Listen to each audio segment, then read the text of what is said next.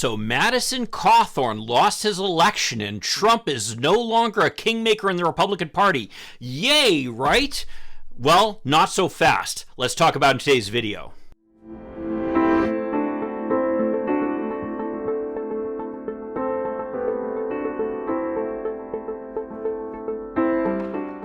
Hi, I'm Mike Greiner. I'm a lifelong Democratic activist who's concerned about the direction our country is taking. I'm also a lawyer and an academic, and I'm here to help you stand up to the BS of the MAGA crowd. So Madison Cawthorn lost his primary, and it's actually a prediction that I had made a little while ago. I'll have to see if I can find it, but certainly I'll link at the end to one of the videos I did about Madison Cawthorn and his craziness. And really, I think that's what resulted in him losing, is the fact that he is so crazy, he's so out in left field that people said, this just isn't somebody we want representing us anymore. But his opponent is Chuck Edwards, a state senator from North Carolina and a former small business person, owner of a number of McDonald's franchises, as it turns out. So, yay, right? That should be progress. Well, but is it? I mean, the reality is that Madison Cawthorn is going to go out there and he's talking about, going deep MAGA and some kind of revolution. Who knows what kind of craziness he's talking about. But Edwards is now saying that he wants to focus on the issues critical to Western North Carolina. What are those issues? Well, those issues are illegal immigration and the border wall. Now, call me crazy, but last I looked at the map, North Carolina is pretty far from the Mexican border. So it's hard for me to understand how building the border wall and illegal immigration are things that are critical to Western North Carolina. I mean, if he'd said something like roads or perhaps boosting the economy, and to give him credit, he did say lowering inflation, not that a member of Congress has a whole lot to do with that. But building the border wall or illegal immigration, so clearly this is just another one of the right-wing MAGA types appealing to people's racism. He might be slightly less flashy than Madison Cawthorn, but that doesn't mean he's any more reasonable. And that's kind of the point that I want to raise in this video, which is that even when we say, oh, what a relief, the Trump-backed candidate has lost, the fact that we're rooting for these people who are defeating the Trump-backed candidates, who are in many cases just as bad, if not worse, as the Trump-backed candidates, really just shows how far the Republican Party has departed from the mainstream and how extreme it's become. So let's think about a couple examples here. So, of course, we had Mike Pence, who the latest news, of course, is that Donald Trump is claiming, or news has come out, that Donald Trump on January 6th was telling people that Mike Pence should be hanged or something to that effect. And he, of course, was out campaigning for some of the candidates who were opposed by Donald Trump, including Georgia Governor Brian Kemp. And we seem to be thinking now all of a sudden, as Pence is this good guy. I mean, after all, he kind of stood up to Donald Trump, right, on January 6th and said that he didn't have the power to stop the Biden administration from coming into office, as the voters had selected. But yet, Pence, as a moderate, let's just have a little bit of a review here.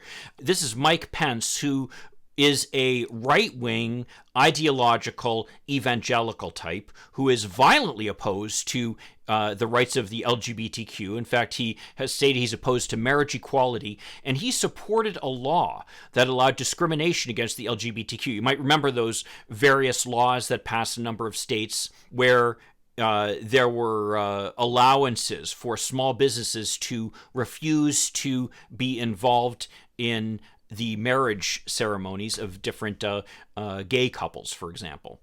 And Indiana passed one of those laws while Mike Pence was governor, and he, of course, supported it. He's also supported other laws that would have essentially allowed discrimination against the LGBTQ, to the point that he's almost, it really almost seems weird, the extent to which he's obsessed with gay people. But yet, that is not enough for Mike Pence, because of course we've got a great record to look at based upon his time both as governor and in Congress, and some of the things that he's done, for example, is he's been an active supporter of attacks on voting rights. In fact, as vice president, he was directly involved in the efforts to try to essentially find some kind of voting irregularities in the 2016 election, which would justify the federal government stepping in and taking control of the state elections, which really seems very counter to what Republicans typically stand for. Similarly, as governor, he also signed one of the nation's most restrictive anti-abortion laws. He's got an A from the NRA for 10 consecutive years, something that we should be aware of, especially in the wake of some of these shootings that we've been dealing with lately. He also, and this is just speaks to the cruelty and the racism of the Republicans and what Mike Pence stands for, that he stopped the resettlement of Syrian refugees in Indiana while he was governor. Syrian refugees. I mean, really? He also voted against the Lilly Ledbetter Fair Pay Act 3 times, not once, but 3 times, basically making it clear that he's opposed to paying women the same as men for the same work. He also worked to privatize Social Security and Medicare. And my favorite Mike Pence quote, well, maybe not my favorite, but at least a good one, is global warming is a myth. So Mike Pence, no progressive, nobody who we should be enthused about, and it just speaks to kind of the level that the Republican Party has fallen to, that this is who we're looking to as being a moderate. I mean, consider on the Supreme Court, we're looking at the Chief Justice as being a moderate compared to the other 5 right-wingers who are desperate to try to overturn any law they can get their hands on. When this is the Supreme Court Justice who authored the Citizens United decision, for crying out loud. He's no moderate, and he worked in the Reagan White House, for crying out loud.